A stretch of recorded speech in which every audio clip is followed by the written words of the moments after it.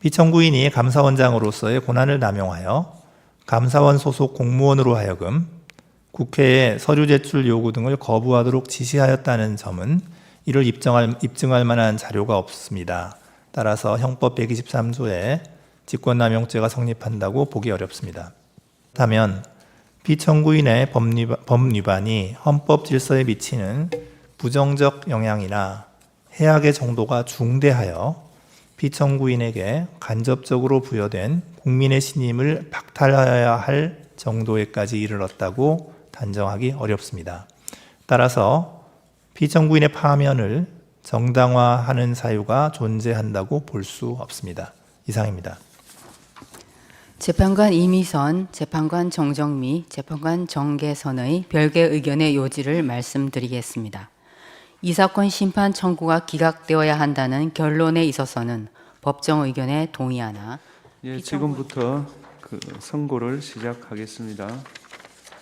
2024 헌나 2호 감사원장 탄핵 청구인 국회 피청구인 감사원장 체제해. 이 사건은 피청구인이 직무집행에 있어 헌법이나 법률을 위반했는지 여부, 파면 결정을 선고할 것인지 여부에 관한 것입니다. 먼저 주문을 선고하고 법정 의견의 요지는 김영두 재판관께서, 재판관 이미선, 정정미, 정계선의 별개 의견의 요지는 정정미 재판관께서 설명하겠습니다. 탄핵 사건이므로 선고 시각을 확인하겠습니다. 지금 시각은 주문, 이 사건 심판 청구를 기각한다. 법정 의견의 요지를 말씀드리겠습니다. 국회는 피청구인 감사원장이 크게 4가지 사유에서 헌법 및 법률을 위반하였다는 이유로 탄핵 심판 청구를 하였습니다. 그것은 첫째로 감사원의 독립성을 훼손하였다는 것이고, 둘째, 국민권익위원장 등에 대한 감사가 표적감사라는 것입니다. 그리고 셋째로 감사원장으로서 의무를 위반한 것들이 있다는 것이고, 넷째로 국회의 자료 제출 요구를 거부한 것이 위법하다는 것입니다. 먼저 첫 번째 소추 사유인 감사원 독립성 훼손에 관련하여 피청구인에게 탄핵 사유가 인정되는지 여부를 말씀드리겠습니다.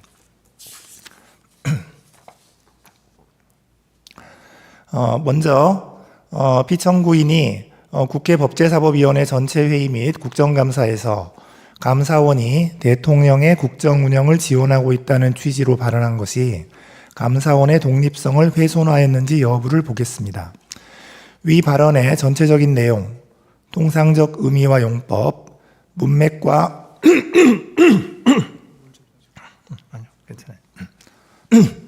문맥과 표현의 전 취지, 표현의 경위 등을 종합하면 감사원이 대통령의 국정 운영을 지원한다는 것은 감사원의 성실한 감사를 통하여 원활한 국정 운영에 기여할 수 있다는 취지로 해석할 수 있습니다. 위 발언이 대통령과의 관계에서 독립성 및 중립성을 포기하고 감사를 편향적으로 시행한다는 의미였다고 단정하기 어렵습니다. 설령 발언 내용에 다소 부적절하게 보이는 부분이 있다고 하더라도 피청구인의 발언은 국회의원의 질문에 대한 대답 과정에서 수동적으로 이루어진 것입니다. 또한 대통령이 국가원수로서의 지위를 고려할 때 국가 전체를 이롭게 한다는 의미로 받아들여질 여지가 없지 않습니다. 이러한 사정을 종합하면 피청구인의 발언이 감사원의 독립성이나 감사 기능에 대한 국민의 신뢰를 실추시킬 우려가 있는 것이라고까지 평가하기는 어렵습니다. 따라서 피청구인의 발언이 감사원의 직무상 독립을 규정한 감사원법 2조 1항, 국가공무원법 63조의 품위 유지 의무에 위반된다고 볼 수 없습니다. 다음으로 피청구인이 공익감사 청구 처리 규정을 개정하여 국무총리에게 공익감사 청구권을 부여하는 것이 감사원의 독립성을 훼손하였는지 여부를 보겠습니다. 감사원법 23조는 선택적 회계검사 사항에 대하여 국무총리의 요구가 있는 경우 검사를 할 수 있도록 정하고 있습니다. 위 규정은 감사원의 권한 범위를 명확히 함으로써 일반인이나 민간 기업 등이 과도한 감사 부담을 지는 것을 막기 위한 것이고, 국무총리의 감사 청구권을 제한하기 위한 조항이라고 보기는 어렵습니다. 따라서 이 사건 훈령 개정을 통하여 국무총리에게 공익감사 청구권을 부여한다고 하여 감사원법 23조에 반한다고 볼 수는 없습니다. 국무총리의 감사 청구가 있어도 감사의 개시 및 범위에 관한 독자적 판단 권한은 여전히 감사원에 있습니다.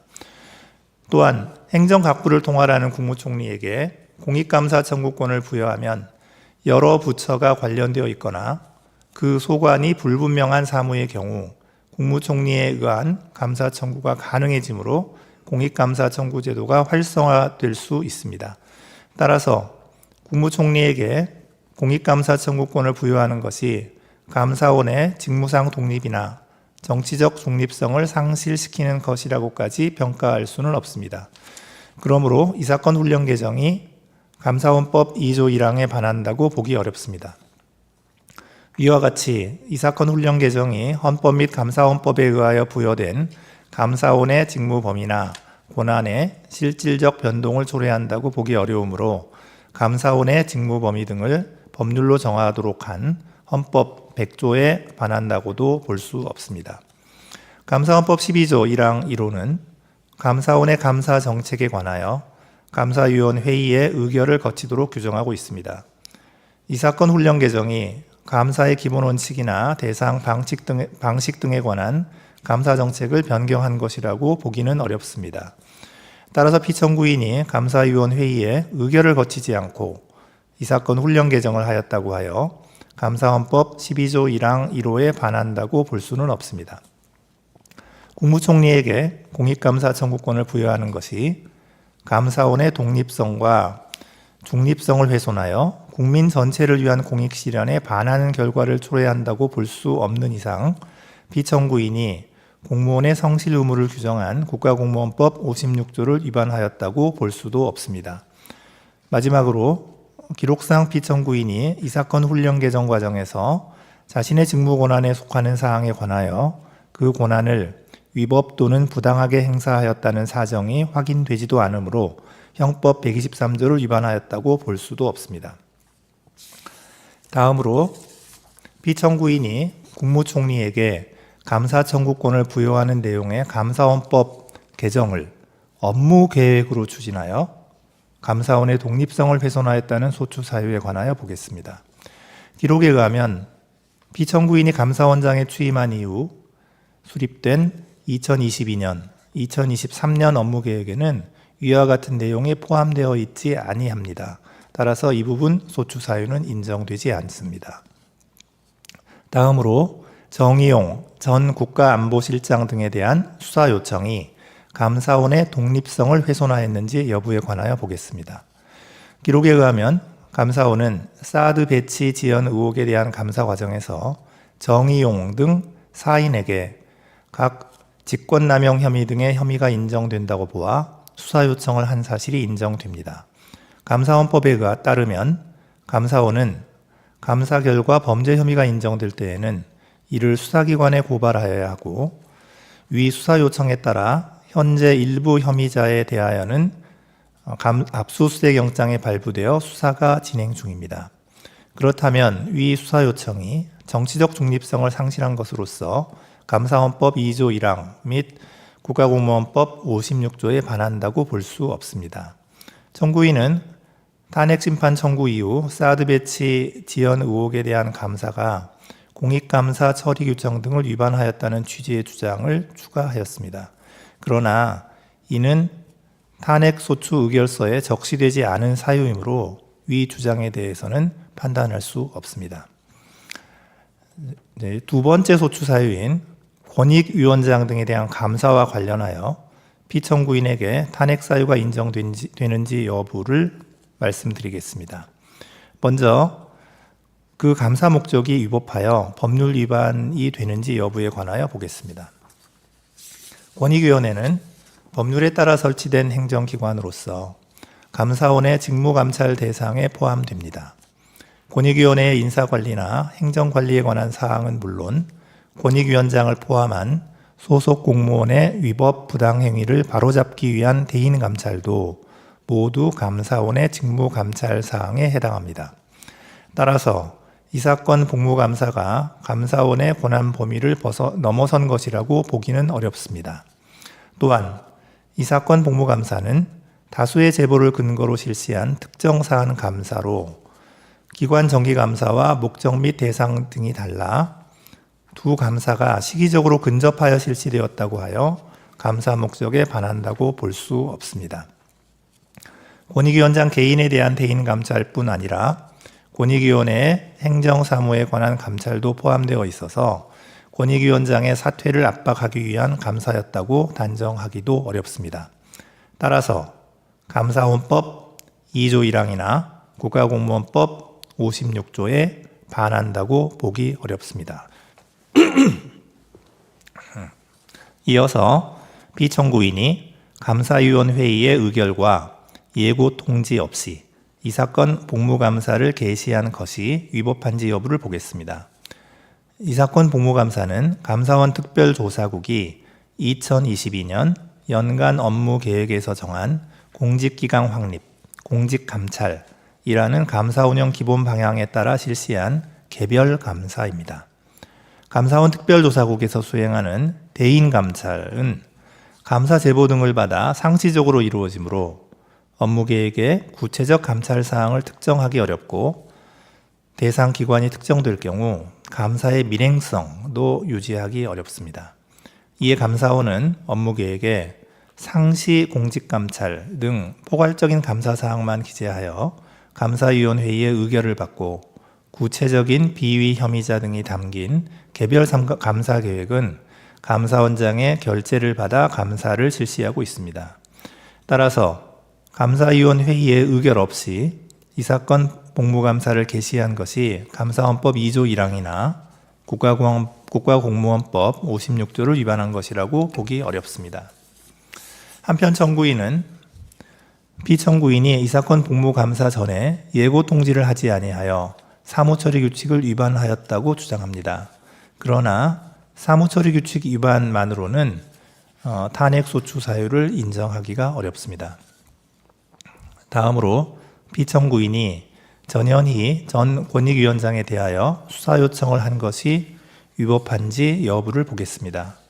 기록에 의하면 감사원은 권익위원장에게 감사원법 위반 및 직권남용 등의 혐의가 인정된다고 보아 수사 요청을 한 사실이 인정됩니다.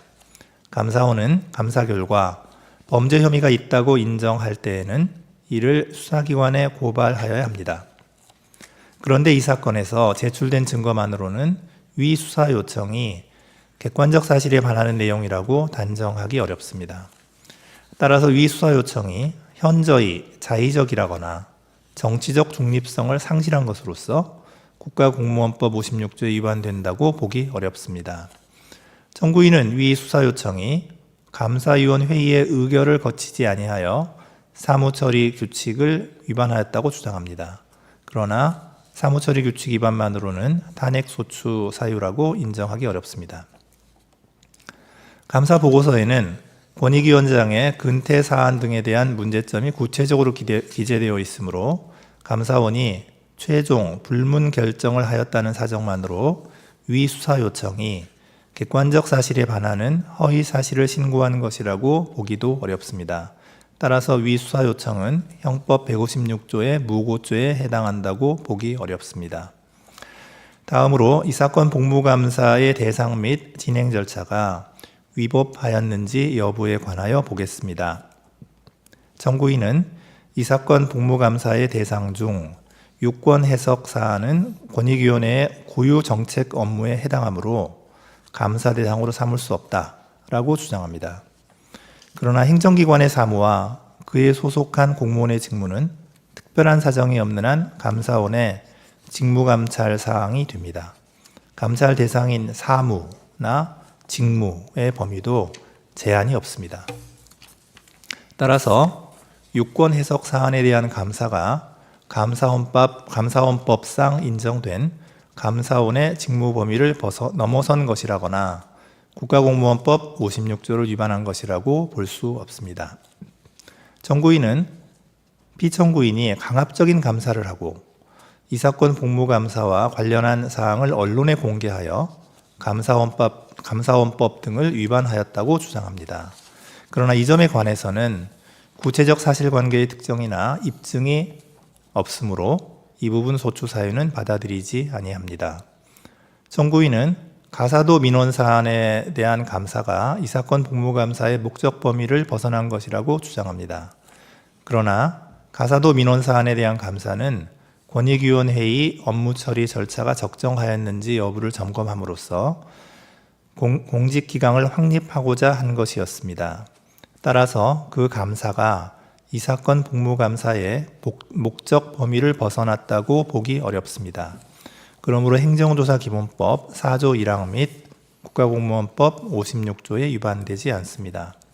다음으로 이 사건 복무감사에 관한 감사보고서를 시행하는 과정에서 피청구인이 전산부서로 하여금 주심위원회 열람이 없이 감사보고서의 시행이 가능하도록 전자문서 시스템을 변경하게 한 행위가 위법한지 여부에 관하여 보겠습니다. 감사원 훈령인 감사사무 등 처리에 관한 규정에 따르면 감사위원 회의에서 감사 결과 처리안을 변경하여 시행하도록 의결된 때에는 주심위원회 열람을 받아 감사 결과를 시행하도록 되어 있습니다. 위 규정은 주심위원에게 실질적인 열람 결재 권한을 부여한 것으로 감사원장이나 다른 감사위원이 주심위원회 열람 결재를 대체할 수 있다고 보기 어렵습니다. 설령 주심위원회 협조를 기대하기 어려운 예외적 상황이 발생하였다고 하더라도 적법한 절차에 따라 관련 제도와 규정의 정비를 통해 문제를 해결하였어야 합니다.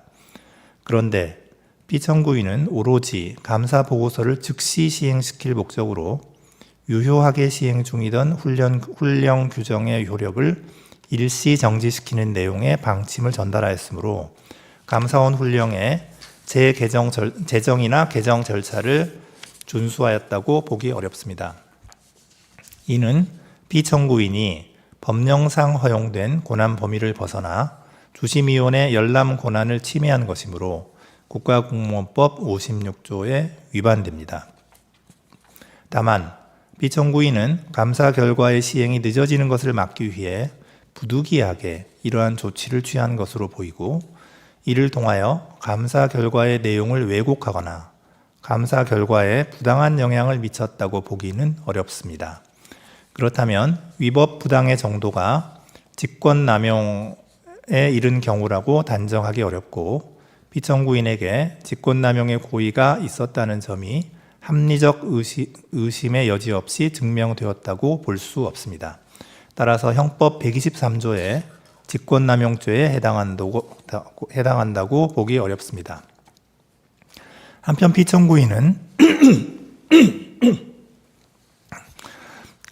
피청구인은 전자문서 시스템 구조 자체를 변경한 것일 뿐 여전히 주심위원회 열람은 결재 요청 상태에 머물러 있고 결재일도 공란으로 표시되어 있습니다. 따라서 피청구인이 허위 정보를 입력한 것이라고는 보기 어려우므로 형법 227조의 2 공전자 기록 위작 변작죄에도 해당하지 않습니다. 이제 다음으로 세 번째 소추 사유, 감사원장으로서의 의무를 위반한 것들이 상당히 있다는 점과 관련해서 피청구인에게 탄핵 사유가 인정되는지 여부를 말씀드리겠습니다. 먼저 대통령실 관저 이전 감사와 관련하여 법률 위반이 있었는지 여부를 보겠습니다. 청구인은 피청구인이 감사 보고서에 국민감사청구심사위원회가 대통령실 관저 이전 결정 과정의 타당성에 관한 사항은 이 사건 감사 범위에서 제외하는 것으로 의결하였다라는 허위의 사실을 기재함으로써 허위 공문서를 작성하였다고 주장합니다. 그러나 감사 청구서 등의 기재 내용, 국민감사청구심사위원회의 심사 내용, 관련 법령이 정한 국민감사 청구의 대상 및 감사원의 직무감찰 범위 등을 종합적으로 고려하면 참여연대의 감사 청구 사항 중 대통령실 관저 이전 의사결정 과정의 직권남용 등 부패 행위 및 불법 여부에 관하여 실시하기로 한 감사의 내용은 대통령실 관저 이전 결정 과정에서 관련 법령이 정한 절차를 준수하지 아니한 법령 위반 행위가 있었는지 여부라고 보는 것이 타당합니다. 결정의 타당성이나 당부에 관한 사항은 감사의 범위에 속한다고 보기 어렵습니다. 따라서 감사 보고서에 기재된 내용이 허위라고 보기는 어렵습니다. 청구인은 피청구인이 불성실한 감사를 하였다고 주장합니다. 감사원은 대통령실 관저 이전 결정 과정에서 관련 법령이 정한 절차를 준수하였는지 여부에 관한 감사를 실시하였고 부실 감사라고 볼 만한 다른 사정은 보이지 않습니다. 청구인은 탄핵 심판 청구 이후 피청구인이 참여연대의 감사 청구 사항 중 대통령실 관저 공사업체 선정과 관련하여 법령 위반 등의 의혹이 있음에도 이에 관한 감사를 실시하지 아니하였거나 부실한 감사를 실시하였다는 취지의 주장을 추가하였습니다. 그러나 이는 탄핵소추 의결서에 적시되지 않은 사유이므로 이 주장에 관해서는 판단할 수 없습니다. 따라서 피청구인이 감사원법 2조 1항 및 국가공무원법 56조를 위반하였다고 볼 수 없습니다. 이어서 서해 공무원 피격 사건 감사와 관련하여 법률 위반이 있었는지 보겠습니다. 감사원이 작성 배포한 보도자료 중 청구인이 주장하는 부분이 군사 1급 비밀에 해당하는 사실을 인정할 만한 아무런 자료가 없습니다. 따라서 피청구인이 군사기밀보호법 13조 1항을 위반하였다고 보기 어렵습니다. 청구인은 탄핵심판 청구 이후 서해 공무원 피격 사건 감사 자체가 감사위원 회의의 의결을 거치지 않아 위법하다거나 위 보도자료 배포 행위가 감사 결과 공개에 관한 감사원 법령 등에 위반된다는 취지의 주장을 추가하였습니다. 그러나 이는 탄핵 소추 의결서에 적시되지 않은 사유입니다. 따라서 이 주장에 관하여는 판단할 수 없습니다. 위 감사와 관련하여 감사원은 국가안보실, 국방부 등 5개 기관 관련자에 대하여 직무유기 등의 혐의가 인정된다고 보아 수사 요청을 하였습니다. 감사원은 감사 결과 범죄 혐의가 있다고 인정할 때에는 이를 수사기관에 고발하여야 하므로 특별한 사정이 없는 한 수사 요청 자체가 위법하다고 보기는 어렵습니다. 다음으로 이태원 참사 감사와 관련하여 법률 위반의 점이 있었는지 보겠습니다.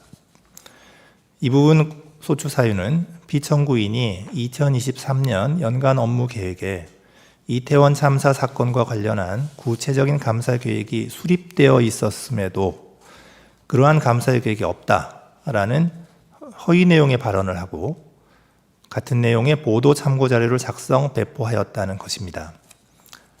그런데 기록에 의하면 감사원은 2023년 연간 업무 계획에서 이태원 참사와 관련하여 구체적 감사 계획을 수립한 사실이 인정되지 아니합니다. 따라서 이 부분 소추 사유는 인정되지 않습니다. 다음으로 월성 원전 1호기 조기 폐쇄 감사와 관련하여 법률 위반의 점이 있었는지 보겠습니다.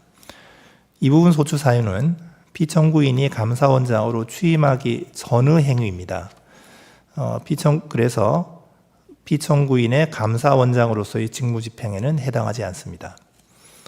피청구인은 탄핵심판 청구 이후 청구인은 탄핵심판 청구 이후 피청구인이 위 감사와 관련한 판결에 불복하는 등 위법한 감사를 지속하였다는 취지의 주장을 추가하였습니다.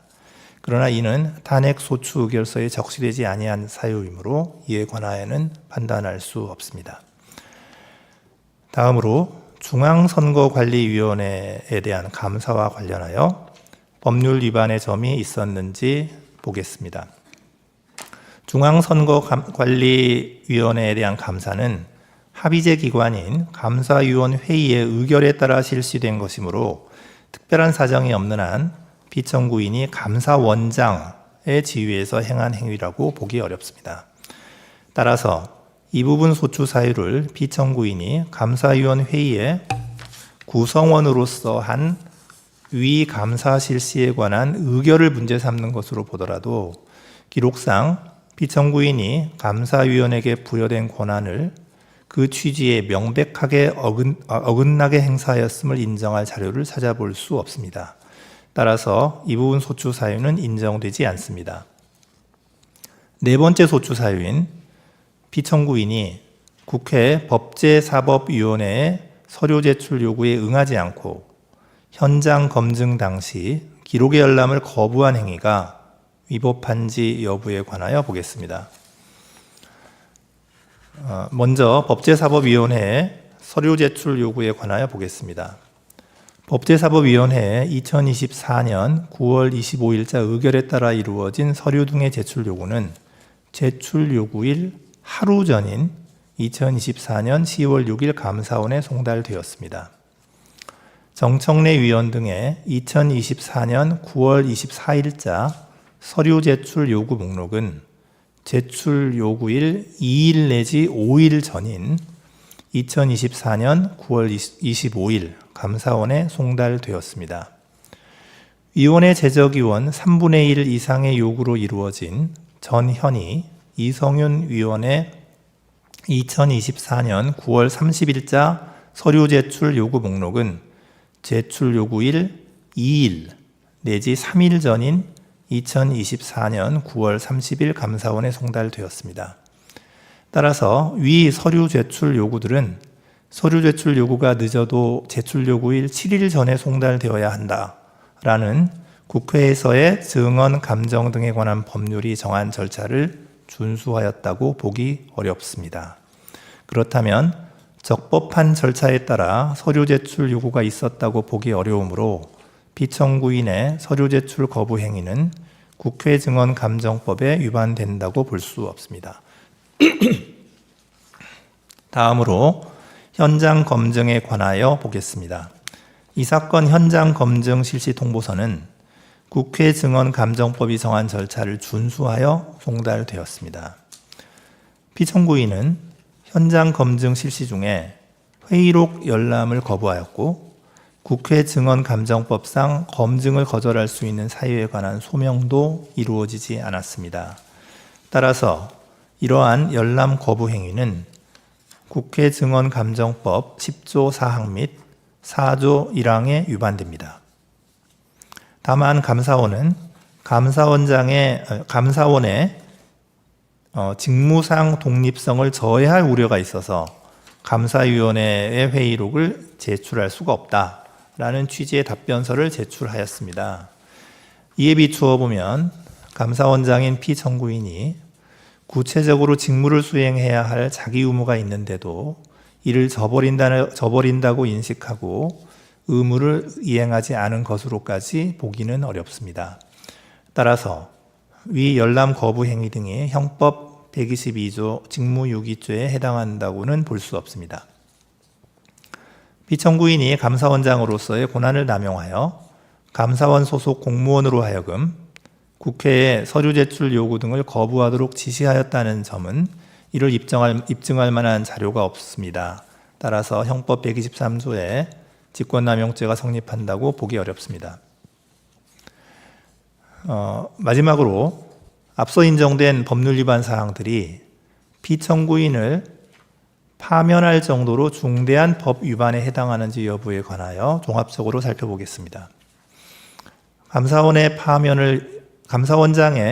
파면을 요청할 정도로 중대한 법 위반인지 여부는 법 위반 행위가 헌법 질서에 미치는 부정적 해악과 감사 기능의 독립적 수행을 위하여 신분이 보장되는 감사원장의 헌법상 지위 등을 함께 고려하여 판단하여야 합니다.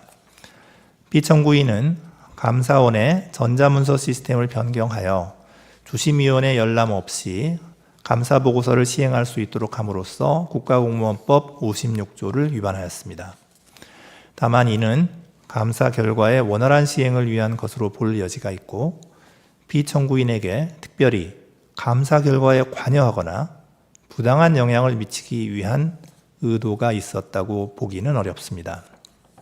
또한 피청구인은 국회위원회 현장 검증 당시 감사위원 회의의 회의록에 대한 열람을 거부함으로써 국회 증언 감정법을 위반하였습니다. 그러나 감사위원회의 운영 등에 관한 규칙에 의하면 감사위원 회의의 회의는 공개하지 않도록 정하고 있고, 이는 감사원의 직무상 독립성과 정치적 중립성을 확보하기 위한 것으로 보입니다. 또한 피청구인은 현장 검증 당시 감사 보고서 등을 공개하고 감사위원 회의에 참여하였던 감사위원들을 증인으로 참석하도록 하였습니다. 이러한 점을 고려하면 피청구인이 법질서를 무시하거나 이에 역행하고자 하는 적극적인 의도로 법률을 위반하였다고 보기는 어렵습니다. 그렇다면 피청구인의 법 위반이 헌법 질서에 미치는 부정적 영향이나 해악의 정도가 중대하여 피청구인에게 간접적으로 부여된 국민의 신임을 박탈하여야 할 정도에까지 이르렀다고 단정하기 어렵습니다. 따라서 피청구인의 파면을 정당화하는 사유가 존재한다고 볼 수 없습니다. 이상입니다. 재판관 이미선, 재판관 정정미, 재판관 정계선의 별개 의견의 요지를 말씀드리겠습니다. 이 사건 심판 청구가 기각되어야 한다는 결론에 있어서는 법정 의견에 동의하나 피청구인이 전자문서 시스템을 변경한 행위, 국회위원회의 현장 검증 시 회의록 열람을 거부한 행위에 더하여 이 사건 훈령 개정으로 국무총리에게 감사 청구권을 부여한 행위 역시 감사원의 독립성과 중립성을 훼손하는 것으로서 헌법 및 감사원법 등에 위반된다고 봅니다. 먼저 이 사건 훈령 개정이 감사원법 2조 1항 및 23조를 위반하였다는 점에 대해서 보겠습니다. 감사원은 사정 기능을 담당하는 권력기관으로서 직무상 독립성과 정치적 중립성을 중요한 요소로 합니다. 감사원이 감사 과정에서 정치적 편향성을 가질 경우 표적 감사 내지 면죄부 감사가 될 수 있어 감사 기능의 본래 목적을 충족하지 못하기 때문입니다. 감사원의 독립성은 감사원의 전신인 심계원 설립 당시부터 보장되어 왔습니다.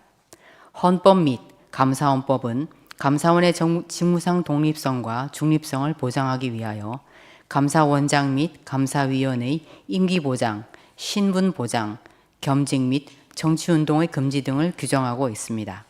다만 감사원은 직제상 대통령 소속 하에 있고 대통령은 감사원장 및 감사위원에 대한 임명권 등 감사원의 인적 구성에 관한 권한을 가지고 있어 감사원의 독립성과 중립성에 한계로 작용하고 있습니다.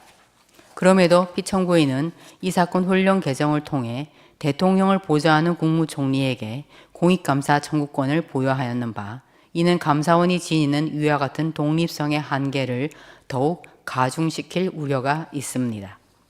국무총리는 대통령을 보좌하는 행정부의 2인자로서 국정 전반에 관하여 대통령의 명을 받아 포괄적이고 종합적으로 행정 각부를 통할할 권한을 가지고 있습니다. 따라서 국무총리는 행정각부의 장과 달리 행정 전반에 걸친 포괄적인 감사 청구가 가능합니다. 공익감사 청구 처리 규정에 의하면 감사원이 감사 개시 여부를 독자적으로 판단하여 결정하도록 하고 있으나 위와 같은 국무총리의 지위와 영향력을 고려하면 사실상 국무총리의 감사 청구가 있음에도 감사원이 감사 개시를 하지 않을 가능성은 기대하기 어렵습니다. 더구나 공익감사 청구 처리 규정은 국무총리로 하여금 감사 청구 시 감사원과 미리 협의하도록 규정하여 감사 방향에 관한 광범위한 행정 개입의 가능성을 증대시킬 수 있습니다. 따라서 이 사건 훈령 개정은 감사원의 독립성과 중립성을 훼손하는 것으로서 감사원법 2조 1항에 위반됩니다. 한편 감사원법 23조는 선택적 회계 검사 사항의 하나여 국무총리에게 감사 청구권을 부여하고 있습니다.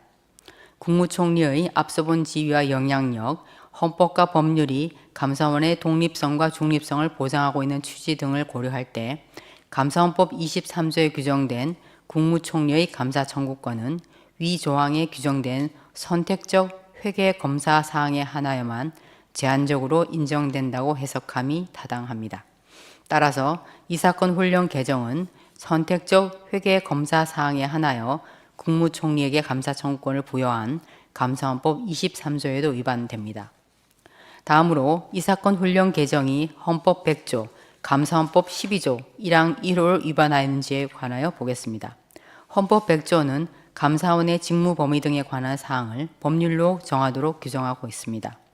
국무총리의 감사 청구가 감사원의 기능 및 독립성에 미칠 부정적 영향을 고려할 때 국무총리에 대한 공익감사 청구권 부여는 감사원의 직무 범위에 관한 실질적 변경을 초래할 수 있으므로 이는 법률 개정을 통하여 이루어져야 합니다. 또한 감사원법 12조 1항 1호는 감사원의 감사 정책에 관하여 감사위원회의 의결을 거치도록 정하고 있습니다.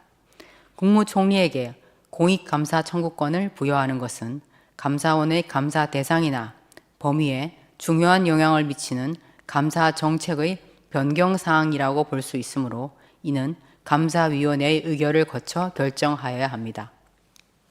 피청구인은 법률 개정 절차 내지 감사위원회의 의결 절차를 거치지 않고 이 사건 훈령 개정을 하였으므로 헌법 100조 및 감사원법 12조 1항 1호를 위반하였습니다. 다음으로 훈령 개정이 국가공무원법 56조를 위반하였다는 점에 관하여 보겠습니다. 피청구인은 이 사건 훈령 개정을 통해 행정부가 감사원의 독립적인 업무에 관여할 수 있는 통로를 마련하고 감사원을 동원하여 정치적 목적의 감사를 할 수 있는 일말의 가능성을 열어주었습니다. 이는 감사원의 직무상 독립성과 정치적 중립성을 훼손하여 국민 전체를 위한 공익 실현에 반하는 결과를 초래하므로 국가공무원법 56조 위반에 해당됩니다. 끝으로 피청구인을 파면할 것인지에 관하여 보겠습니다. 법정 의견에서 본 바와 같이 전자문서 시스템 변경 행위와 회의록 열람 거부 행위만으로는 법 위반의 중대성이 크다고 보기 어렵습니다. 나아가 이 사건 훈령 개정 당시 피청구인에게 감사원의 독립성을 해할 적극적 의도가 있었다고 단정하기 어렵고 이 사건 훈령 개정 이후 국무총리에 의한 공익감사 청구가 실제로 이루어진 바는 없습니다. 그렇다면 이상과 같은 위헌, 위법 행위들을 종합하여 보더라도 피청구인의 법 위반이 임명권자를 통하여 간접적으로 부여된 국민의 신임을 박탈하여야 할 정도로 중대하다고 인정하기 어렵습니다. 따라서 피청구인에 대한 파면 결정을 정당화하는 사유가 존재한다고 볼 수 없습니다. 이상입니다. 2024 헌나 3 검사 탄핵 청구인 국회 피청구인 검사 이창수. 이 사건은 피청구인이 직무 집행에 있어 헌법이나 법률을 위반했는지 파면 결정을 선고할 것인지 여부에 관한 것입니다. 이 사건은 국회의 탄핵소추안 의결 과정에서 필요한 법정 절차가 준수되었고 이 사건 탄핵소추의 주요한 목적은 했어요. 줌을 먼저 낭독했어요. 주요한 목적은 헌법을 수호하기 위한 것으로서 부수적으로 정치적 동기가 내포되었다 하더라도 탄핵소추권이 남용되었다고 단정할 수 없습니다. 또한 이 사건 소추 의결서는 심판 대상을 확정할 수 있을 정도의 사실관계가 구체적으로 기재되어 있습니다. 탄핵소추 사유가 특정되지 않았다고 볼 수 없습니다. 피청구인이 도이치모터스 사건에서 김건희에 대한 수사 과정과 관련하여 헌법과 법률을 위반했는지 여부에 관하여 보겠습니다. 피청구인은 서울중앙지방검찰청 검사장으로 도이치모터스 사건을 담당하는 수사팀을 지휘 감독하였습니다. 수사팀은 비공개로 김건희를 조사하고 불기소 처분을 하였는데 그 과정에서 수사심의위원회의 심의를 거치지 않았습니다. 검사와 사법경찰 간의 상호협력과 일반적 수사 준칙에 관한 규정, 인권보호, 수사규칙 등에 따르면 수사관서에 출석하여 조사받는 것이 현재의 곤란한 사정이 있으면 다른 장소에서의 조사를 고려할 수 있습니다. 현직 대통령의 배우자를 소환하여 조사하는 데 따르는 경호상 어려움, 유사한 전례에 비추어 볼 때 대통령 경호처 부속 청사에서 피의자 조사를 한 것이 부당하게 편의를 제공하여 수사에 관한 재량을 남용한 것이라고 단정할 수 없습니다.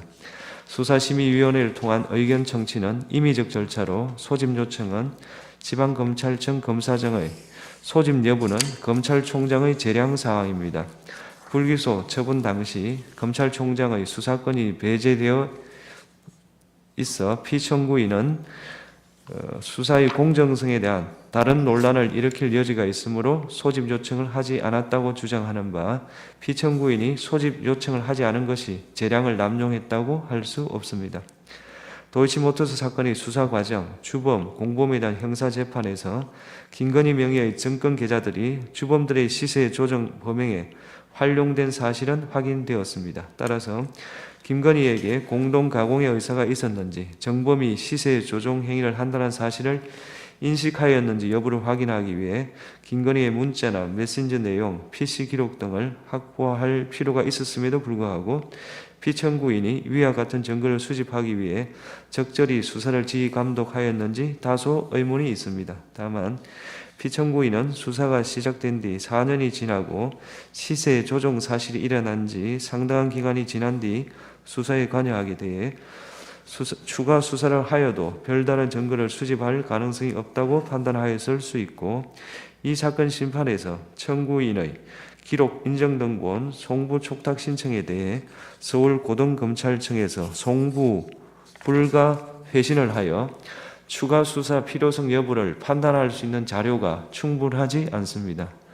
피청구인이 수사를 지휘함에 있어 재량을 남용하였다고 단정하기 어렵습니다.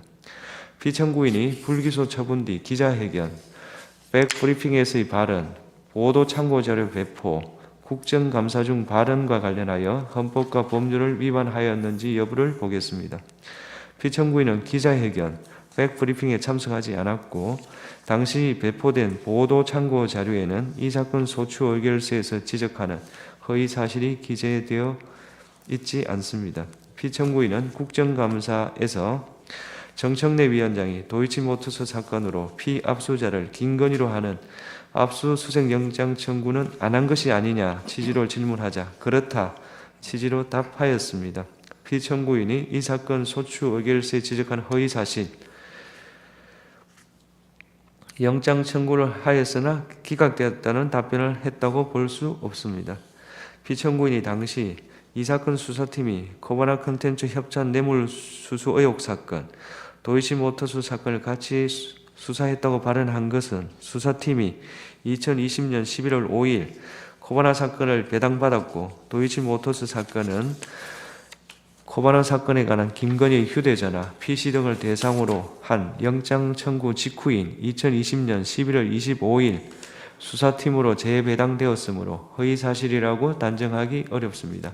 다만 피청구인의 발언으로 인해 법원이 도이치모터스 사건과 관련하여 김건희에 대한 압수수색 영장을 기각했기 때문에 수사팀이 김건희 휴대전화나 PC 등을 압수하여 수사할 수 없었다고 오해할 여지가 있었습니다. 그러나 다른 주범 등의 경우에는 도이치모터스 사건과 코바나 사건을 동시에 적시하여 영장을 청구한 사례가 있기 때문에 피청구인이 김건희에 대해 도이치모터스 사건과 코바나 사건을 동시에 적시하여 영장을 청구한 경우가 없다는 점을 알면서 다른 피의자 사례를 언급한 것이라고 단정하기 어렵습니다.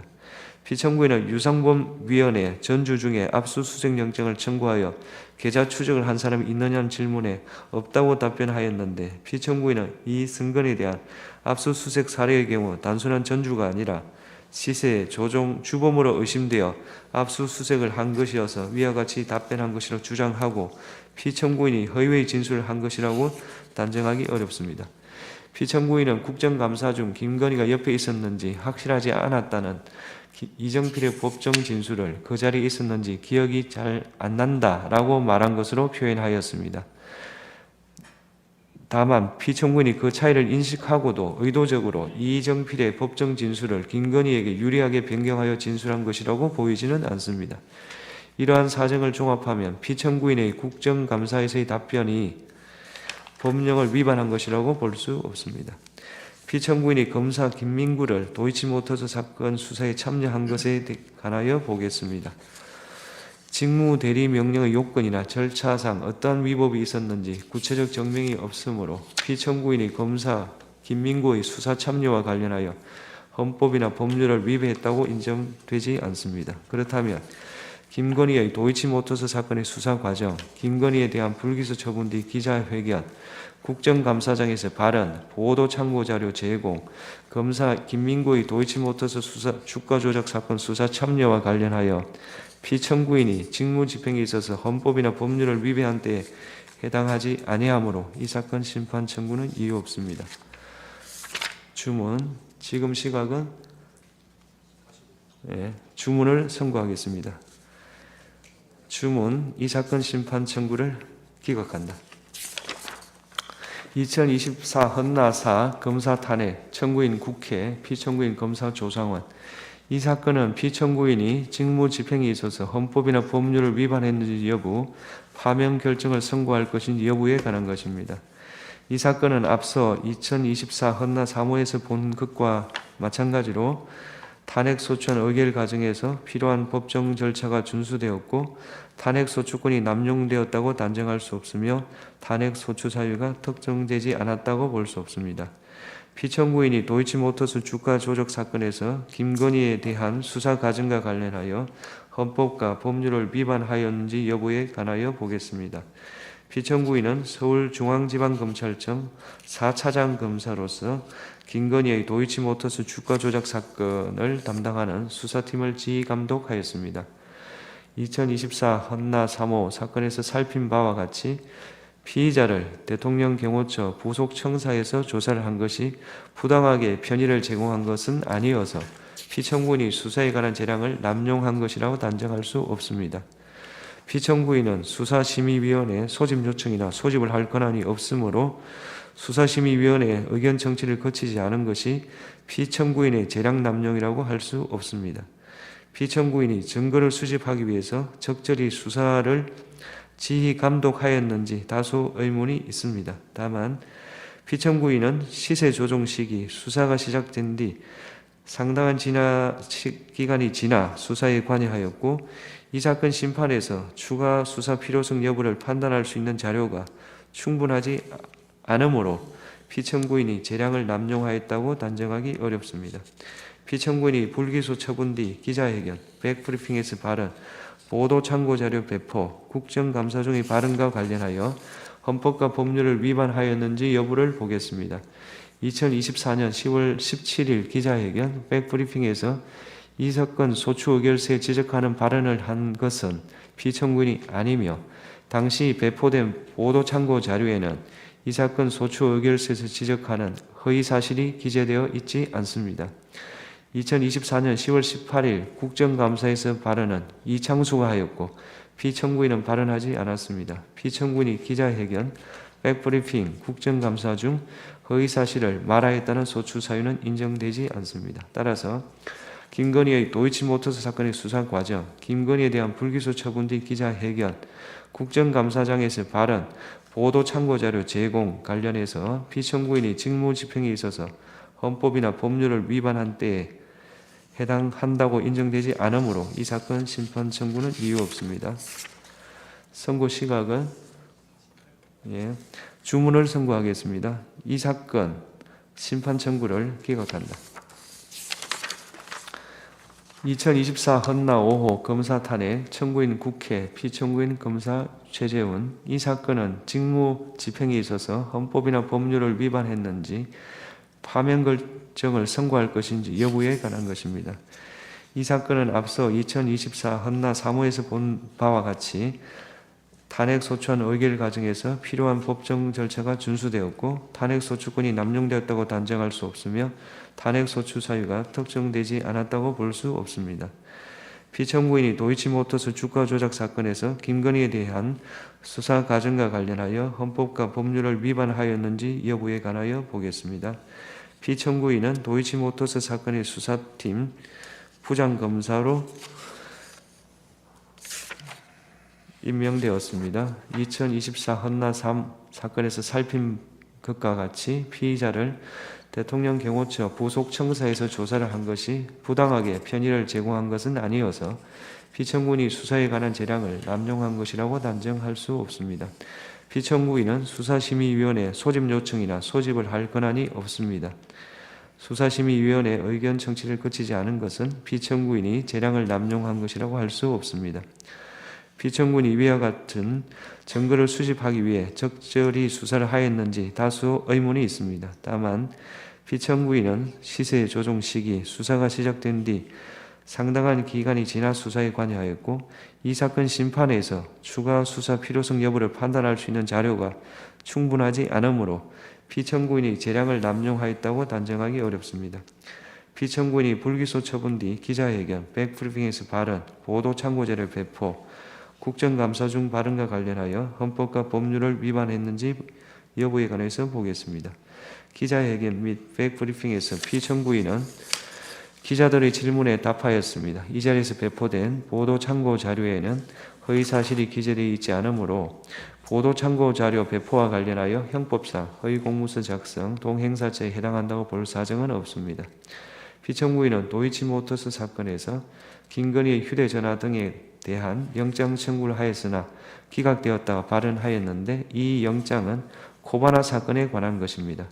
피청구인은 코바나 사건은 도이치모터스 사건의 수사를 무마하기 위한 것이었다고 의심하였고 영장에 이러한 취지가 기재되어 있었으며 피의자도 서로 겹치는 부분이 있었으므로 기자들에게 위와 같은 맥락을 설명하고자 한 것이라고 주장하고 군호소에 대한 압수수색 영장 등에는 실제로 코바나 사건과 도이치모터스 사건이 함께 피의사실로 기재된 경우가 있습니다.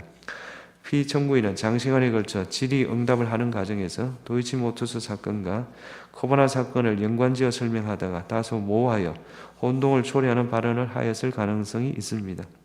영장 청구가 모두 피청구인이 수사팀으로 발령받기 전 일어난 것으로 피청구인이 실제 사실과 다른 부분이 있다는 것을 명확하게 인식하면서 발언하였다고 단정하기는 어렵습니다. 피청구인이 도이치모터스 사건과 코바나 사건을 동시에 수사하였다고 발언한 것은 수사팀이 두 사건을 모두 담당하였다는 점, 도이치모터스 사건의 고발 시기 등에 비추어 허위라고 보기 어렵습니다. 피청구인은 단순한 계좌주에 대해서는 압수수색 영장을 집행한 사례가 없다고 말하였습니다. 피청구인은 도이치모터스 사건 혐의로 압수수색 영장이 청구된 이 증거는 공동정범이라고 의심되었던 인물이어서 단순한 계좌주가 아니라고 해명하고 이와 달리 부실 수사를 숨기기 위하여 허위 답변을 하고자 한 것이라고 단정하기는 어렵습니다.